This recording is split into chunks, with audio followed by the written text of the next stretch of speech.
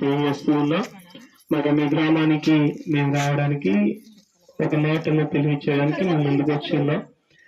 దేవుని మహాకృపను బట్టి మరి దేవుడు అనేక వ్యక్తుల జీవితాల్లో అద్భుతాలు చేస్తూ ఉన్నారు. చాలా మంది నా జీవితంలో ఒక అద్భుతం జరగాలి, ఒక గొప్ప కార్యం జరగాలి, నాకు మేలు చేస్తే నేను దేవుడి దగ్గరికి వస్తాను అనే మాటలు చాలా మంది చెప్తారు. ఎవరి దగ్గరికి వెళ్ళాలి, ఆయన ఎవరు, ఆయన ఎటువంటి వాడు అనేది మనం తెలుసుకోవాలి. అయితే మీకు తెలియజేస్తున్న దేవుడు ఆయన క్రీస్తు ప్రభు వారు మీ కొరకు తన యొక్క పరిశుద్ధ రక్తాన్ని చిందించిన దేవుడు, మీ కొరకు ప్రాణం పెట్టిన దేవుడు, మిమ్మల్ని రక్షించి నిత్య జీవానికి తీసుకువెళ్ళడానికి వచ్చిన దేవుడే యేసుక్రీస్తు ప్రభు.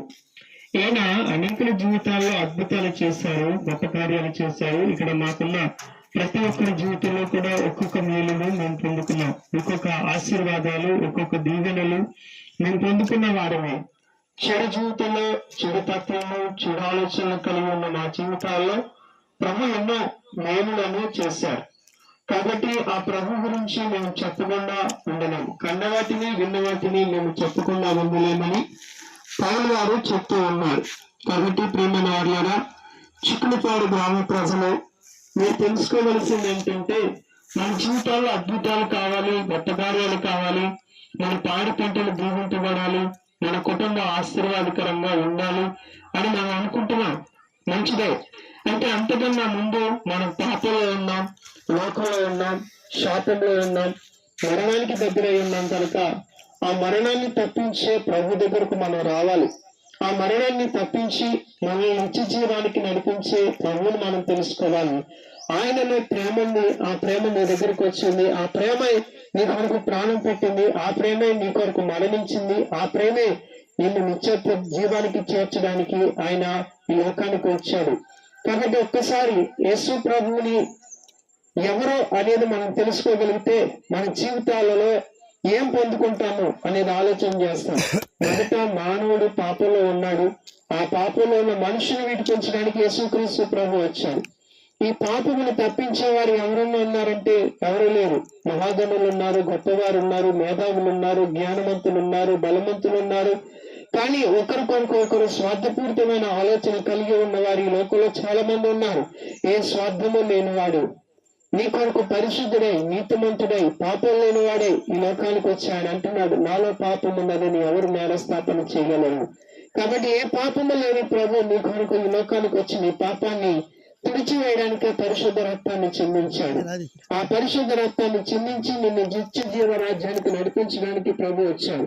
అయితే నేనేం చేయాలండి అని మీరు అనుకోవచ్చు, కానీ యేసుక్రీస్తు ప్రభు నిన్ను నిత్య జీవ రాజ్యానికి చేర్చడానికి లోకానికి వచ్చాడు. కనుక ప్రభువా, ఇదిగో నేను పాపలై ఉన్నానంట, నా పాపాలను నీ రక్తంలో కడగగలవంట, ప్రభువా నీ యందు నేను విశ్వసిస్తున్నాను, నాకు సహాయం చేయ ప్రభువా అని మీరు వేడుకుంటే ఈ క్షణమే ప్రభు నీ పాపాలను కడుగుతాడు. తన పరిశుద్ధ రక్తంలో నీ పాపాలను కడిగినప్పుడు నువ్వు కష్టంలో నుంచి, దుఃఖంలో నుంచి, శ్రమలో నుంచి, నీపై వెలువడి చేసే మరణంలో నుంచి నువ్వు బయటకు వచ్చి నీలో శాంతి, సమాధానము, నెమ్మది దేవుడు నీకు అనుగ్రహించి నిత్య జీవ రాజ్యానికి నిన్ను నడిపిస్తాడు. ఈ లోకంలో మానవుడు ఎంతకాలం బతుకుతాం?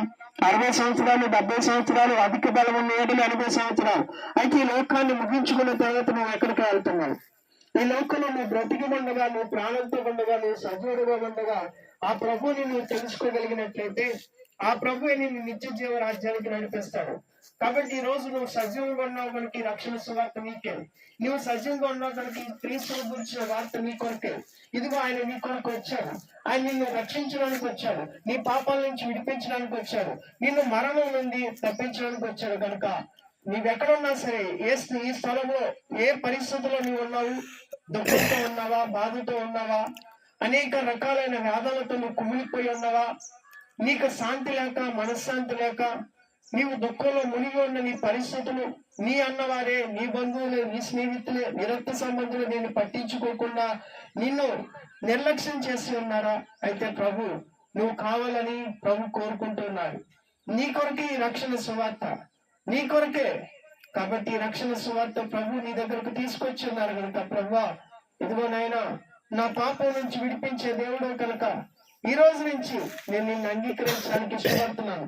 నీవెవరో తెలుసుకోలేకపోయినా నన్ను క్షమించండి అని ఈ రోజు నువ్వు ఉన్న స్థలంలో సకల సృష్టికర్త అయిన దేవుడు, సమస్త సృష్టించిన దేవుడు, తన రూపాన్ని తన స్వరూపానికి నీకు ఇచ్చిన దేవుడు, ఇదిగో నిన్ను సజీవుడుగా ఈ భూలోకంలో ఉంచిన దేవుడు నీవు మరణించిన తర్వాత కూడా సజీవుడిగా ఉంచడానికి ఆయన సిద్ధంగా ఉన్నాడు.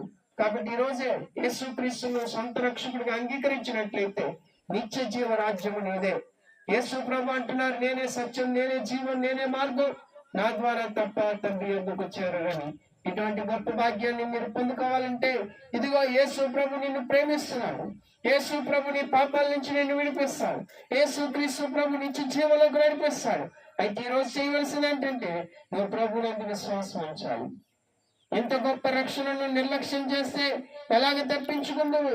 ఇదిగో ప్రభువునందు విశ్వాసం ఉంచినప్పుడు నీవు నీ ఇంటి వారు రక్షింపబడతారు. కాబట్టి ఈ గొప్ప రక్షణ మీరు మీ కుటుంబాలు పొందుకోవడానికి ప్రభు సహాయం చేసి నడిపించి దీవించునుగాక. ఆమేన్.